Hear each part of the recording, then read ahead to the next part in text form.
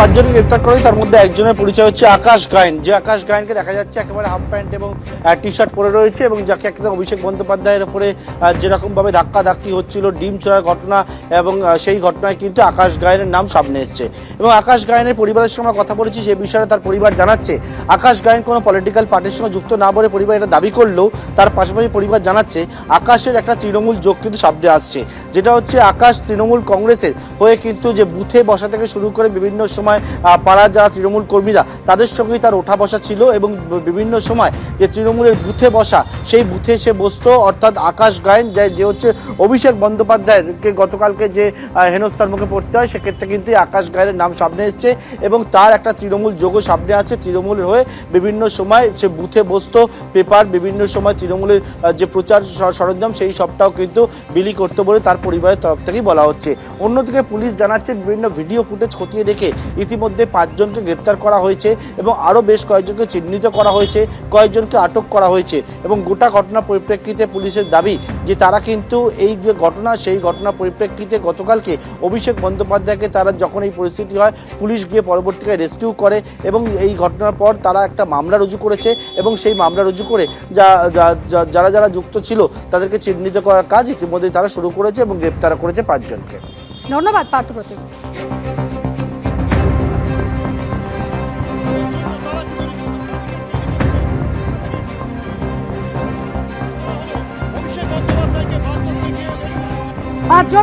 পাঁচজনকে গ্রেপ্তার করা হয়েছে। গতকাল অভিষেক বন্দ্যোপাধ্যায়কে ঘিরে ধরে যেভাবে বিক্ষোভ দেখানো হয়, আর সেই 5জনের মধ্যে এবার একজনকে চিহ্নিত পুলিশের। তৃণমূল সাংসদের কলার ধরে টান মারা হয়, প্রবল ধাক্কাধাক্কি, এবং সেই ঘটনায় মোট 5জনকে গ্রেপ্তার করা হয়েছে। গতকাল রাতে এলাকা থেকে 5জনকে গ্রেপ্তার করে পুলিশ। সোনারপুরে গতকাল অভিষেক বন্দ্যোপাধ্যায়কে ঘিরে ধরে ডিম, জুতো ছোড়া হয় এবং ঝাঁটা দেখানো হয়, চোর স্লোগান পর্যন্ত ওঠে অভিষেক বন্দ্যোপাধ্যায়কে ঘিরে।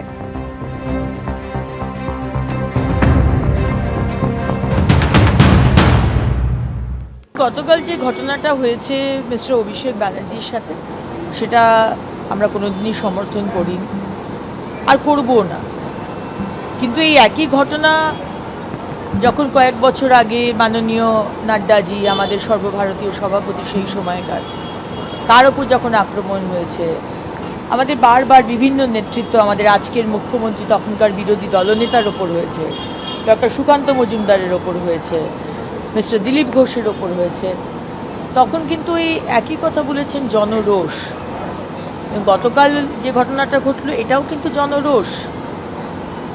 এখন 15 বছর ধরে অভিষেক ব্যানার্জি, মমতা ব্যানার্জি এবং টিএমসি পার্টি যেভাবে বাংলার মানুষকে কোণঠাসা করে অত্যাচার করেছে, একদিকে পুলিশ আর একদিকে জাহাঙ্গীর শেখ শাহজাহানকে নিয়ে, তার জবাব বাংলার মানুষ দিচ্ছে আর দিয়েছে।